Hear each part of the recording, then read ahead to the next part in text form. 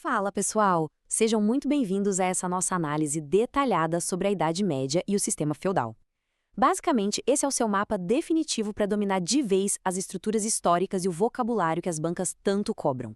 Para quem está no primeiro ano do ensino médio ou já na reta final focando no vestibular e no Enem, entender de verdade como o feudo funcionava e qual era o papel da Igreja Católica não é só uma dica, é absolutamente essencial. A nossa missão aqui é transformar o que parece um labirinto de datas chatas numa narrativa super estratégica, lógica e, o melhor de tudo, fácil de memorizar. Bora lá? Vamos direto ao ponto, mergulhando na definição central de tudo isso. A palavra-chave da nossa conversa hoje é uma só: terra. O feudalismo foi exatamente isso, um modo de produção econômico, político e social que tomou conta da Europa Ocidental. E o coração pulsante dessa engrenagem toda era o feudo. Sabe por quê? Porque na Baixa Idade Média, quem tinha terra tinha o pacote completo.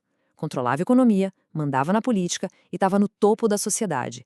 Literalmente, o mundo inteiro daquela época girava em torno de quem era o dono do chão.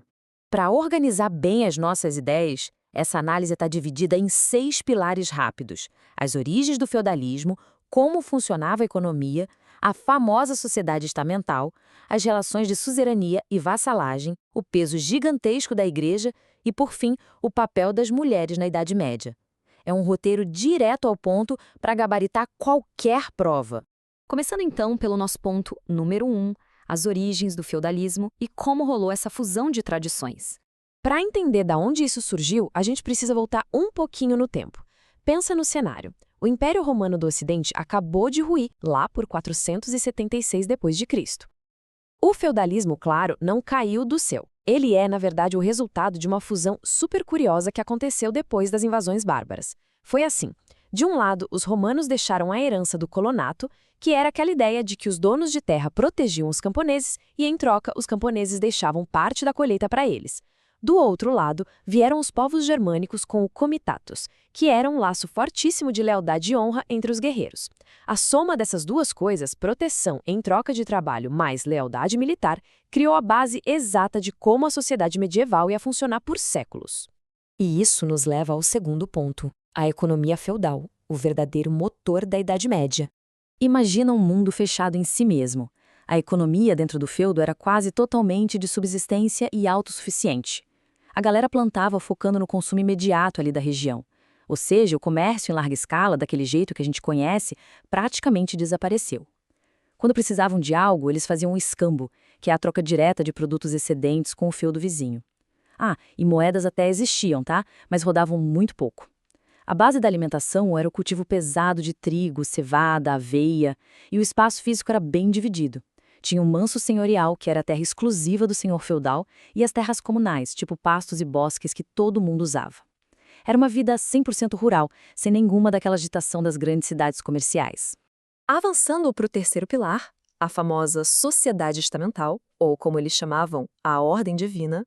Gente, atenção máxima aqui porque isso despenca no vestibular. A sociedade era dividida de um jeito inquebrável em 3 grupos, ou estamentos, que têm esses nomes clássicos em latim.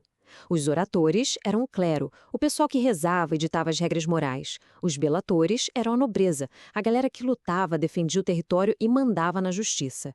E na base de tudo isso, os laboratores, os servos, que levavam uma vida exaustiva na roça para sustentar todo mundo. O detalhe mais importante é que a mobilidade social era praticamente zero. Nasceu servo, vai morrer servo. Mas por que eles não se rebelavam o tempo todo? Porque para eles, essa pirâmide era a vontade absoluta de Deus. Tentar mudar de classe era visto como um pecado gravíssimo, uma rebelião contra a própria ordem divina. Chegamos então ao quarto ponto. Como é que se mantinha a ordem num mundo sem um rei todo-poderoso? Através da suzerania e vassalagem, o contrato feudal. Pensa nessa cena clássica da cerimônia de homenagem que vemos por aí. Ela não era só um teatro, forjava um elo político e militar indestrutível. Funcionava assim: o nobre que tinha mais poder e terras virava o suzerano e doava um pedaço de terra, um feudo, para outro nobre que virava o seu vassalo. Em troca dessa terra, o vassalo jurava lealdade cega e, o que era mais crucial na época, garantia apoio militar total caso rolasse alguma guerra. Para você ter uma noção real do peso absurdo desse juramento, dá uma olhada no que o bispo Fulbert de Chartres escreveu lá no século XI.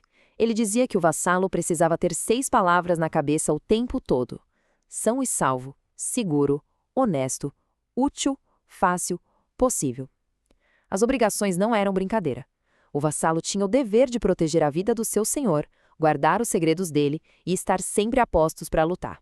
Romper esse acordo não era só quebra de contrato, era perjúrio, perfídia, literalmente os piores crimes que alguém podia cometer em toda a Idade Média.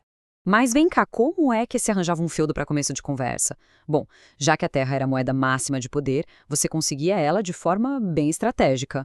Às vezes, um rei te dava uma terra como prêmio por algum ato heróico na guerra. Outra forma super comum era o casamento. Os casamentos eram fechados de forma super calculista para unir famílias e expandir os domínios. E claro, a boa e velha guerra. Invadir o vizinho, tomar as terras dele ou punir algum vassalo que tivesse traído o juramento.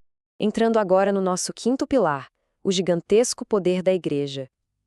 A verdadeira era triunfante. Quando a gente fala de Igreja Católica na Idade Média, esquece a ideia de só uma instituição religiosa. A igreja era uma verdadeira máquina econômica. Para começar, ela era simplesmente a maior dona de terras da Europa inteira e não pagavam um centavo de imposto. Além disso, eles monopolizavam a educação. Quem sabia ler e escrever? O clero. Eles guardavam conhecimento, justificavam aquela vida sofrida dos servos e, olha que surreal, eles controlavam até a noção do tempo. O camponês sabia que horas eram, não por um relógio, mas pelo badalar dos sinos da paróquia. A igreja guiava o que era certo e errado e servia como o único escudo de proteção das pessoas contra os medos do sobrenatural. O nosso sexto pilar traz uma visão super importante e que os vestibulares modernos amam cobrar. As mulheres na Idade Média, entre a misoginia e a influência. É impossível estudar a Idade Média sem parar e se perguntar: e a metade da população feminina?